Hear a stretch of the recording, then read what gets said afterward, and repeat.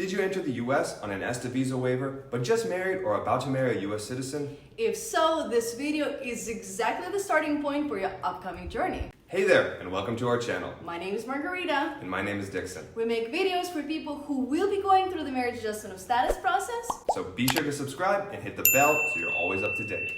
The first question you likely ask yourself is, can I adjust my status to a marriage green card if I entered the country on ESTA visa waiver? According to the USCIS policy manual, those admitted under a visa waiver program are barred from adjusting their status. However, this bar does not apply to those seeking to adjust status as an immediate relative of a US citizen. So what the hell does that mean? it means that you can only adjust status on ESTA if you're married to a US citizen.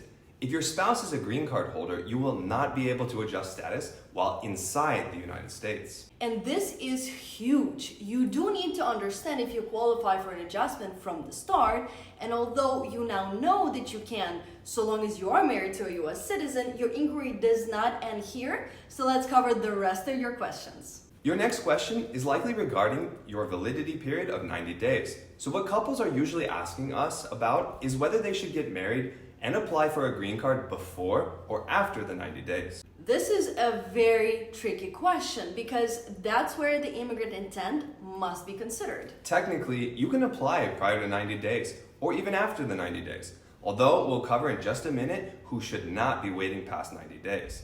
But for now, let's talk about the immigrant intent. When you enter the US on a visa waiver, you are effectively promising the government to visit the United States temporarily and then depart back to your home country. Why?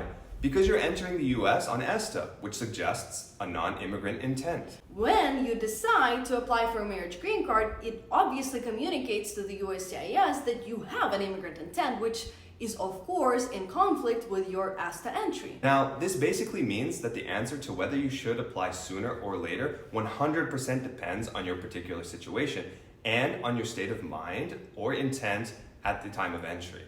And if you are in this situation where you are simply unsure on how to proceed, but at the same time, you want to make sure you're doing this right without jeopardizing your chances of staying with your spouse, we encourage you to schedule a call with us to see how to best approach this. The best thing that you can do for yourself is to do this right and on the first try. So you can find all the necessary links under this video. And here's a quick note on who should not wait past the 90 days. If you had a prior removal order, if you are under public safety related investigation, or you have any security or fraud issues. We won't go into too many details here, but we just wanted to mention this. And finally, you might be asking yourself, okay, so is this risky for me to do this? The answer is generally no, but again, always go back to your intent at the time of entry. If you had no intent of staying in the US permanently, but plans changed after you entered on ESTA, it isn't risky.